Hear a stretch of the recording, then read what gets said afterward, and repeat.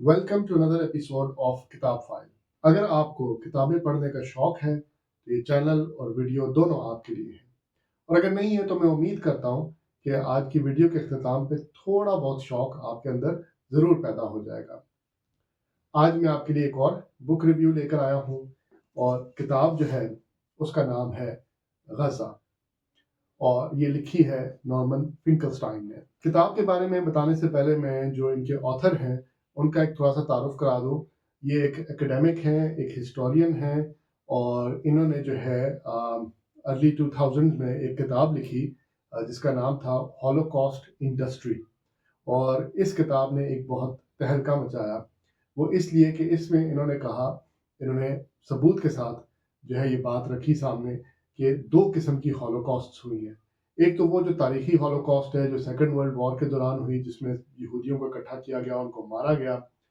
और दूसरी जो हॉलोकॉस्ट है वो कहते हैं कि वो जो एक इंडस्ट्री बन गई उसके बाद, कि उसके बाद जो कह लें कि जो एक ज़ायनिस्ट मूवमेंट थी, उन्होंने उस पूरे एक हिस्टोरिकल वाक़ये का फ़ायदा उठाया और फ़ायदा उठाने के बाद उन्होंने जो है उसको एक्सप्लॉइट किया। और आज जो है वो इज़राइल किस तरीके से जो है उस पुराने एक वाक़ये की बुनियाद पे पूरे यूरोप और वेस्टर्न ममालिक को ब्लैकमेल करता है और उनसे जो है पैसे लेता है। तो इन्होंने ये किताब लिखी और इस किताब की एक बुक लॉन्च के लिए जो है एक यूनिवर्सिटी में गए, वहाँ पे प्रेजेंट कर रहे थे। तो वहाँ पे एक खातून ने जो है वो इनसे कहा कि आप किस तरीके से जो है इस किस्म की किताब लिख सकते हैं, और मुझे बहुत अफसोस है कि आपने ऐसा लिखा। और फिर वो रोना शुरू हो गई कि किस तरीके से आपने जो है वो अ, मेरे वालिदैन और मेरे ख़ानदान और उनके लोगों के साथ जो कुछ हुआ, जो सफरिंग हुई, आपने उसको जो है इस तरीके से वो किया है। तो बाद इसका एक उन्होंने जवाब दिया और उन्होंने बड़ा खूबसूरत एक जवाब दिया। उन्होंने कहा कि जी ये मगरमच्छ के आंसू बहाना बंद करें। और उन्होंने फिर बताया कि मैं खुद एक यहूदी हूँ और मेरे वालिद और वालदा की साइड के सारे ख़ानदान जो है वो लोग मारे गए, लेकिन मैं रिफ्यूज़ करता हूँ, मैं इससे इनकार करता हूँ कि कोई जो है उनके साथ जो वाक़या हुआ उसको एज़ ए इंडस्ट्री बना ले और उसको एक्सप्लॉइट करे पैसों की खातिर, और आज उसको इस्तेमाल करते हुए फ़लस्तीनियों पे जो है वो ज़ुल्म करें। वो एक बड़ी मशहूर वीडियो एक्सचेंज है और उसका लिंक जो है मैं यहाँ पे डिस्क्रिप्शन में डाल दूँगा, उसको आप लोग ज़रूर देखिएगा। लेकिन आप लोग गेस कर सकते हैं कि फिर ये खुद एक यहूदी हैं और इनके जो तासुरात हैं वो इज़राइल के बारे में क्या होंगे। ये इज़राइल पे एक एक्सपर्ट भी माने जाते हैं और सबसे ज़्यादा बड़ी तनकीद जो इज़राइल पे किसी एकेडमिक या हिस्टोरियन ने की है, वो इन्होंने ही की है। और ऑफ़ कोर्स इसके लिए फिर इनको काफ़ी प्रॉब्लम्स का सामना भी करना पड़ा अपनी लाइफ में, जो कि आप जाके पढ़ सकते हैं। जो मौजूदा इनकी किताब है वो है गज़ा के बारे में। और वैसे तो इसमें एक ये छोटा सा तारुफ बताते हैं गज़ा का, कि गज़ा का इलाका क्या था, क्या नहीं था और किस तरीके से यहाँ पे हुआ। यानी गज़ा की जो आबादी है वो किस तरह से यहाँ पे आई और 1948 में क्या हुआ और उससे पहले क्या हुआ, उसके बाद क्या हुआ। लेकिन मेन जो फोकस है इस पूरी बुक का वो ये अरसा है, आप कह लें कि 2005 से लेके 2015 तक का। इस अरसे के दौरान जो है यहाँ पे इज़राइल ने 3 बड़े ऑपरेशन किए। Operation Cast Lead, Operation Pillars of Defence. पहला वाला जो था ऑपरेशन कास्ट लेड वो 2008 और 2009 में हुआ। दूसरा जो था वो 2012 में हुआ। और फिर तीसरा जो ऑपरेशन था प्रोटेक्टिव एज, वो 2014 में हुआ। तो इन तीनों ऑपरेशंस पे इन्होंने फोकस किया है। इसके अलावा इन्होंने जो है जो मारवी मरमरा का इंसिडेंट हुआ था, कि जब पहली दफ़ा एक कश्तियों का एक बहुत बड़ा एक रेला गया, इन्होंने जाके ब्लॉकेड को तोड़ने की कोशिश की, वहाँ जो है इमदाद पहुँचाने की कोशिश की। तो उसके साथ जो हुआ, उस यानी इज़राइल ने उस बहरी बेड़े को समंदरी यानी इंटरनेशनल वाटर जो है वहीं पे उसको रोका। वहाँ पे लोगों को जो है मारा गया, उसके नतीजे में बहुत से लोग मरे भी। और फिर जो है वो उसके बाद क्या हुआ वो उसके बारे में भी इन्होंने लिखा है। और इसके बाद तीसरा जो पोर्शन है इस बुक का वो फोकस करता है उस वाइट वॉश पे। यानी वो कह लें कि जो जो इज़राइल के जुल्म छुपाने का एक अमल है, जो कि ना सिर्फ बड़ी बड़ी रियासतें ने किया, यानी अमेरिका और मगरब की रियासतें और अरब रियासतों ने, बल्कि जो कि इंटरनेशनल ऑर्गेनाइजेशन ने भी किया। उन ऑर्गेनाइजेशन से जिनसे हम ये उम्मीद नहीं रखते, मसलन एमनेस्टी इंटरनेशनल, मसलन United nation and so on. मैं चाहूँगा कि ये किताब जो है आप लोग जाके ज़रूर पढ़ें, क्योंकि आज जो कुछ गज़ा में हो रहा है اس کو سمجھنے میں بھی ایک تو یہ بہت ہیلپ کرے گا، اور سیکنڈلی ہم دیکھ سکتے ہیں کہ کس طریقے سے جو کچھ آج غزہ میں ہو رہا ہے اس کی بنیادیں جو ہیں بہت پہلے رکھ دی گئی تھیں. اور لیکن بہرحال میں جو کچھ چیزیں جو انٹرسٹنگ پوائنٹس مجھے لگے ہیں وہ میں آپ کو بتاتا چلوں. نمبر ایک تو جو آپریشنز ہیں، کاسٹ لیڈ ہے، پلرز آف ڈیفینس ہے، پروٹیکٹیو ایج ہے، یہ تینوں جو ہے ان کے بارے میں جو ایک عام خیال کیا جاتا ہے کہ جی اسرائیل جب کبھی بھی غزہ میں کوئی آپریشن کرتا ہے تو وہ کس لیے ہوتا ہے، وہ شاید پولیٹیکل گینز کے لیے ہوتا ہے، کوئی الیکشن آ رہے ہیں تو الیکشن جیتنے کی وجہ سے ہو رہا ہے، یا کوئی مذہبی اس کی وجوہات ہے. تو فنکلسٹائن صاحب کہتے ہیں کہ نہیں، ایسا بالکل نہیں ہے، نہ وہ کسی سیاسی گینز کی وجہ سے ہے، نہ وہ کوئی مذہبی جو ہے اس کی وجوہات ہیں،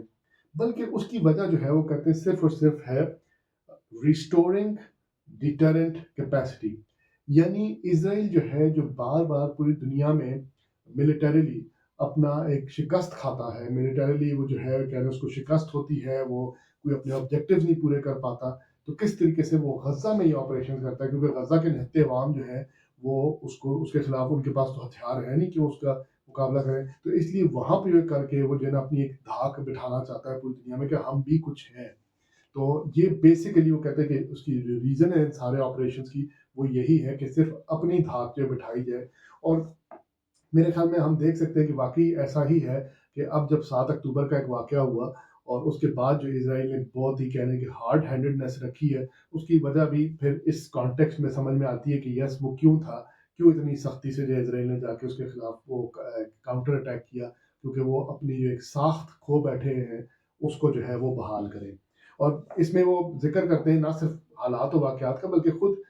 اسرائیل کی آرمی اور ان کے اپنے سورسز کا بھی وہ ذکر کرتے ہیں کہ کس طریقے سے آئی ڈی ایف جو اسرائیل ڈیفینس فورس ہے اس کے جو فوجی ہیں، اس کے جو کمانڈرز ہیں، وہ خود یہ کہتے ہیں کہ ہم کوئی جنگ نہیں لڑ سکتے، ہم کوئی جنگ لڑنا جیتنا تو چھوڑے، ہم لڑنے کے قابل بھی نہیں ہیں، تو ہم تو نہیں لڑ سکتے. ہاں یہ جو ہم چھوٹے موٹے آپریشنز کرتے ہیں صرف اس لیے کرتے ہیں کہ تاکہ ہماری ایک دھاک بیٹھی رہے. اس میں جو ہے وہ جو فنکلسٹائن صاحب ہے وہ مزید اور بھی اس میں ایویڈنسز رکھتے ہیں. وہ مثلاً وہ کہتے ہیں کہ کس طریقے سے جو ہے اسرائیل جو ہے وہ پے در پے جنگیں ہارتا رہتا ہے. جب کبھی بھی اسرائیل کے خلاف کوئی ایسا اوپوننٹ آئے گا کہ جس کے پاس تھوڑے سے بھی ہتھیار ہوں گے، چاہے وہ لیبنان کی حزب اللہ ہو، یا کہہ لیں کہ 2005 سے پہلے کا حماس ہو، یا پھر یہ کہ 1970s 80s کا جو ہے پی ایل او ہو، تو جب کبھی کوئی چھوٹا سا بھی گروہ ہوگا اس کے پاس تھوڑے سے بھی ہتھیار موجود ہوں گے تو اسرائیل ان کے خلاف جو ہے برے طریقے سے ہار جاتا ہے. اور اس میں جو ہے وہ بتاتے ہیں کہ کس طریقے سے اس میں آسلو ایکارڈز میں کے بارے میں کوئی بڑی انٹرسٹنگ بات لکھتے ہیں جو کہ میں نے کسی اور جگہ نہیں پڑھی. وہ یہ کہ کہتے ہیں کہ آسلو ایکارڈز میں اسرائیل نے یہ لکھوایا تھا کہ کس طریقے سے جو ہے جب وہ ایک ایگریمنٹ ہو جائے گا تو ایگریمنٹ کے بعد ایک 5 سال کا عرصہ ہوگا کہ جس میں جو ہے وہ گارنٹی کریں گے دوسرے گروپس حماس اور پی ایل او اور یہ سارے گروپس کے وہ بھائی اسرائیل پہ کوئی حملہ نہیں کریں گے، اور گارنٹی جو ہے وہ کون کون کروائے گا اور کس طرح سے. تو وہ کہتے ہیں کہ بڑا ایک انٹرسٹنگ موازنہ کرتے کہ جب مصر کے ساتھ ان کی جنگ ہوئی 70s میں 60s میں، تو اس وقت جنگ بندی کے وقت اسرائیل نے کوئی ایسی بات نہیں کی، کیونکہ ان کو پتا تھا کہ ایجپٹ جو ہے اصل میں کوئی جنگ نہیں کر رہا، بس ایسی ایک کہہ رہے کہ ڈرامہ سا اس نے رچایا ہوا ہے. لیکن یہ کہ انہوں نے یہ کہا کہ ٹھیک ہے جی یہ جو ہے وہ ہاں انہوں نے کوئی 5 سال کا عرصہ نہیں مانگا، لیکن یہاں پہ انہوں نے 5 سال کا عرصہ مانگا. یعنی دس شوز کہ وہ کس قدر، یعنی جب کوئی ریئل اپوننٹ ہوگا تو وہ کتنے ڈرتے ہیں اس سے لڑنے سے. اس کے علاوہ وہ بتاتے ہیں کہ کس طریقے سے ان آپریشنز میں جو ہے وہ سویلین پاپولیشن کے جتنے جو سینٹرز ہوتے ہیں ان کو پورے طریقے سے ڈسمینٹل کیا جاتا ہے، چاہے وہ مساجد ہو، چاہے وہ ہاسپٹلز ہوں، چاہے ڈسپینسریز ہوں، چاہے وہ کہہ لیں کہ کوئی بھی پبلک ٹرانسپورٹ کے انفراسٹرکچرز ہوں. اس کو اسرائیل ہمیشہ جو پہلے ٹارگٹ کرتا ہے، سب سے برے طریقے سے ٹارگٹ کرتا ہے، بلڈنگز پوری مسمار کر دیتا ہے. اور اس کی وجہ صرف اور صرف یہی ہوتی ہے کہ لوگوں کو ایک سبق سکھایا جائے کہ آئندہ ایسا نہیں کرنا، اور لوگوں کو جو ہے پنش کرنا جو ہے وہی ان آپریشنز کا مقصد ہوتا ہے اور کچھ بھی نہیں ہوتا. ایک اور بڑی انٹرسٹنگ بات اس کتاب میں وہ لکھتے ہیں، وہ کہتے ہیں کہ جو واحد چیز جو اسرائیل کو روکتی ہے، کچھ تھوڑا بہت اس کو روکتی ہے ان آپریشنز کے دوران بھی، تو وہ دوسری ریاستوں کی پولیٹیکل ول ہے. یعنی دوسری ریاستیں کتنا جو ہیں اس میں پولیٹیکلی وہ چاہتی ہیں کہ اسرائیل جائے یا نہ جائے. تو فار ایگزامپل وہ بتاتے ہیں کہ جو آپریشن پلرز آف ڈیفینس ہے جو کہ 2012 میں ہوا، اس میں اسرائیل ایک تو بہت تھوڑے عرصے کے لیے وہ تھا، دوسرا اسرائیل نے اس میں بہت ہی زیادہ کنسٹرین دکھائی، وہ یعنی وہ جو کرنا چاہ رہا تھا اس نے وہ ٹوٹلی وہ نہیں کیا. اس کی وجوہات یہ تھیں کہ उसी वक्त अरब स्प्रिंग हुआ था, इजिप्ट में जो है वो अल इख्वान की हुकूमत आई थी, मिस्र और तुर्की जो है ये आपस में बहुत क्लोज हो गए थे, मारवी मनवरा का इंसिडेंट हुआ था, तुर्की ने अपने ताल्लुकात ख़त्म किए हुए थे, और इसके अलावा ओबामा एडमिनिस्ट्रेशन भी जो है वो आने वाली थी, तो उन्होंने जो है वो सॉरी आ चुकी थी, लेकिन ओबामा एडमिनिस्ट्रेशन जो है वो चाह रही थी कि अरब स्प्रिंग के बाद जितनी भी नए हुकूमतें आ रही हैं अरब दुनिया में उनसे एक अच्छे ताल्लुकात बनाए हैं, तो उन्होंने इसराइल को रोका कि नहीं नहीं, अब आपने नहीं करना, आपने जो भी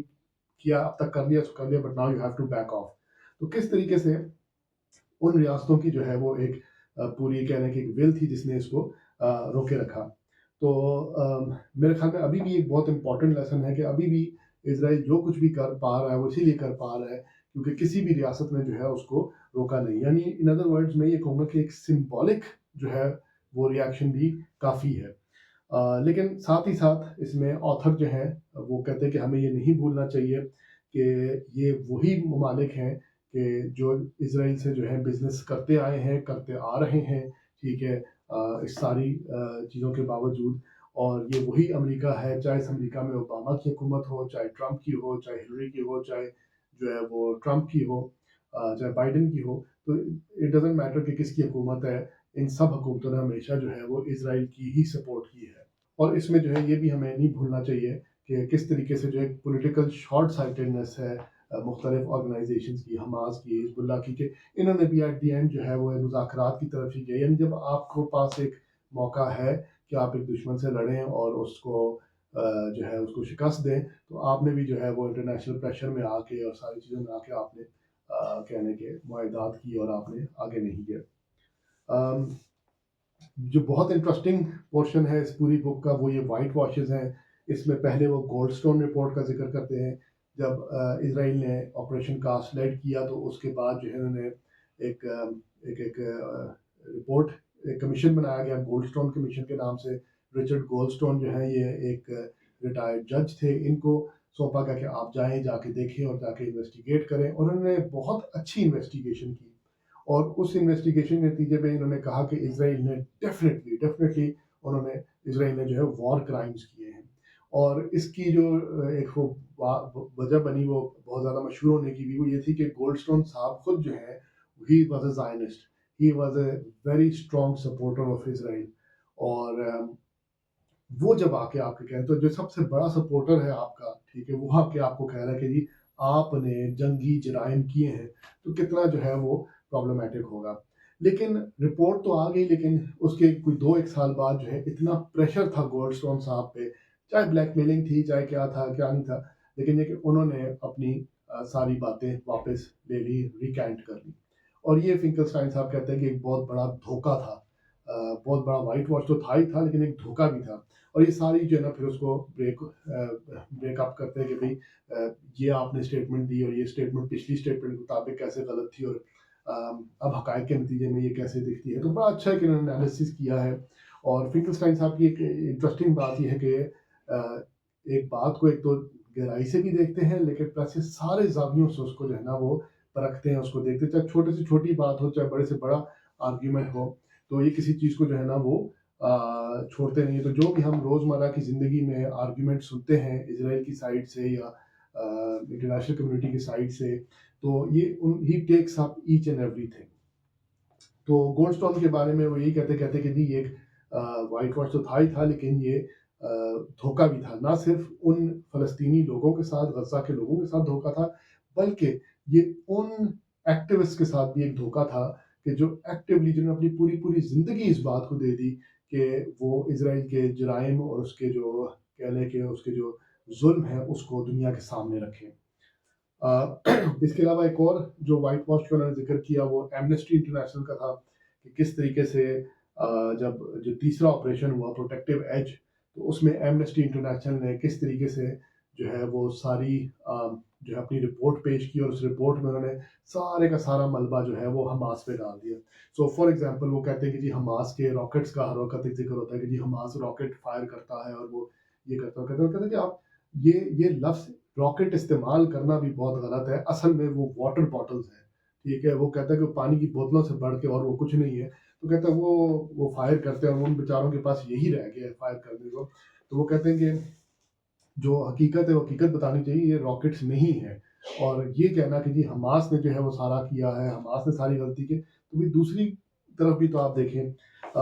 फिंकलस्टाइन साहब एक बड़ा इंटरेस्टिंग पॉइंट यहाँ पे जब वो इनको व्हाइट वॉश का जिक्र करें वो लेकर आते हैं, कहते हैं कि जी असल में इंटरनेशनल लॉ को अगर आप गौर से पढ़ें, उसको देखें, तो वो पूरा पूरा हक देता है फ़लस्तीनियों को, हमास को और दूसरी तंजीमों को कि वो इसराइल के खिलाफ हथियार उठाएं और इस्तेमाल करें, जबकि वो इसराइल को ऐसा कोई हक नहीं देता। ये बड़ा एक इंटरेस्टिंग पॉइंट है उनका, चाहे आप इससे एग्री करें डिसएग्री करें, लेकिन मैं चाहूँगा कि इसको आप डेफिनेटली जाके स्टडी करें। और वो इसमें ये भी लिखते हैं कि एमनेस्टी जो है वो किस तरीके से उसने जब एविडेंसेस भी पेश किए तो उसने गज़ा के लोगों को और फ़लस्तीनियों को बिल्कुल साइड लाइन किया, और उन्होंने जो है जो सोर्सेज़ उन्होंने प्रेज़ेंट किए वो सिर्फ़ इज़राइली सोर्सेज़ से ही उन्होंने सारी बात की। और उन्होंने अगर किसी जगह कहा भी कि इज़राइल जो है उसने कोई गलती की या उसने कोई जुर्म किया या उसने ज़ुल्म किया, तो वहाँ पे उन्होंने बेनिफिट ऑफ द डाउट उसको लाज़मी दिया। यानी वो पूरी रिपोर्ट जो है वो फिंकलस्टाइन साहब कहते हैं कि अगर आप किसी कोर्ट ऑफ लॉ में ले जाएँ, तो वहाँ पे यही होगा कि ठीक है जी, बेनिफिट ऑफ द डाउट है, इसलिए हम इज़राइल को, उसने किया तो बुरा किया, लेकिन हम उसको उसके लिए कोई सज़ा नहीं दे सकते। और इन एमनेस्टी ने जो है वो इस पे एक रिएक्शन भी शो किया, इस पे एक लेटर भी लिखा और कहा कि नहीं, ये आपने बड़ा गलत एनालिसिस किया फिंकलस्टाइन साहब को, और इन्होंने फिर उस लेटर का जो जवाब है वो भी दिया है इस बुक के अंदर। तो उसको आप डेफ़िनेटली पढ़ें। अगेन एक बहुत ज़बरदस्त किताब है जो कि मैं जितना ज़्यादा स्ट्रेस करूँ कि आप इसको पढ़ें, पढ़ें, पढ़ें, उतना ही कम होगा। और मैं अभी कुछ मेरी अपनी जो थॉट्स हैं इसके बारे में वो यही हैं कि मैं जब इस किताब को पढ़ा था तो मेरा बार-बार जो है वो जो फ़ोकस है वो उस चीज़ पे जा रहा था कि किस तरीके से जब 7 अक्टूबर का एक वाक़या हुआ, तो सब लोगों ने कहा, बहुत से लोगों ने, सब ने तो नहीं, लेकिन सॉरी, बहुत से लोगों ने ये कहा कि जी ये हमास वालों की अपनी गलती थी, उनकी अपनी, ना करते ना, क्यों कर रहे थे? चुप करके बैठे रहते। तो वो काफ़ी सारी चीज़ें इग्नोर कर रहे हैं। वो इग्नोर कर रहे हैं कि किस तरीके से 2007 17-18 में जो है गज़ा के लोग गए और उन्होंने पीसफुल प्रोटेस्ट करने की कोशिश की, और उनको किस तरीके से जो है फायर करके उनको 200 से ऊपर अफराद को मारा गया। वो ये इग्नोर कर रहे हैं कि जो 2005 से लेके अब तक जो पूरा एक इलाका ब्लॉकेड किया गया, उसमें यानी हर तरह से उसको बंद किया गया, और वो क्या हुआ, ये 3 ऑपरेशंस किए गए। इन 3 ऑपरेशन में बेतहाशा जो है वो उनको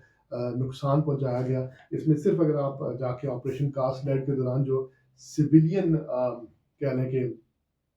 इंफ्रास्ट्रक्चर डिस्ट्रॉय किया गया, उसकी लिस्ट देखें और उसको देखें, और फिर आप मुझे बताएँ कि हाँ जी, बताएँ क्या कोई मुमकिन है, यानी तबाही तो आपने की ही की, लेकिन तबाही के बाद आप बिल्कुल सारे रास्ते बंद कर रहे हैं कि लोग अपने आप को जो है वो रिकवर भी कर लें, और फिर आप कहें कि नहीं, वो क्यों कुछ ना करते। और 7 अक्टूबर के बारे में फिंकलस्टाइन से साहब से भी जब पूछा गया तो उनका एक बड़ा इंटरेस्टिंग कमेंट है, कहते हैं कि जी मैं वायलेंस को एंडोर्स तो नहीं करता, लेकिन मैं समझ सकता हूँ कि उन लोगों के पास और कोई चारा नहीं था, वो और क्या करते। अम,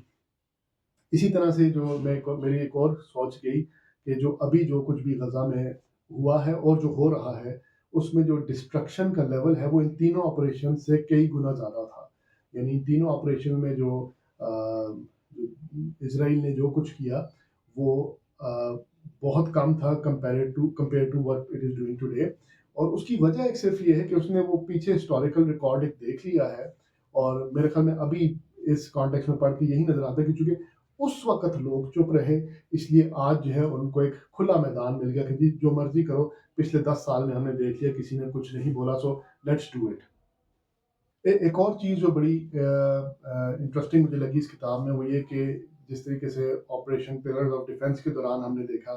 कि किस तरीके से एक सिंबॉलिक जेस्चर भी काफ़ी था मुख्तलिफ रियासतों की तरफ से, ख़ासकर जो तुर्की, मिस्र और अमेरिका की तरफ से, तो वो भी काफ़ी था, और इसराइल ने जो है वो ज़्यादा अपने मकासद में आगे नहीं गया। तो इस तरीके से अभी भी हम ये देखते हैं कि मेरे ख़्याल में एक सिंबॉलिक जेस्चर जो है वो भी काफ़ी है, लेकिन जब हमारी रियासतों ने भी ये फैसला कर लिया हो कि हमने गज़ा के बारे में कोई बात नहीं करनी, और गज़ा के बारे में जो बात करेगा भी उसको भी हमने उठा लेना है, उसको भी हमने बात नहीं करने देना, तो फिर जो है वो ज़ाहिर सी बात है, आप एक दुश्मन को खुला मैदान दे रहे हैं कि जो मर्ज़ी करो, किसी ने कुछ नहीं कहना। और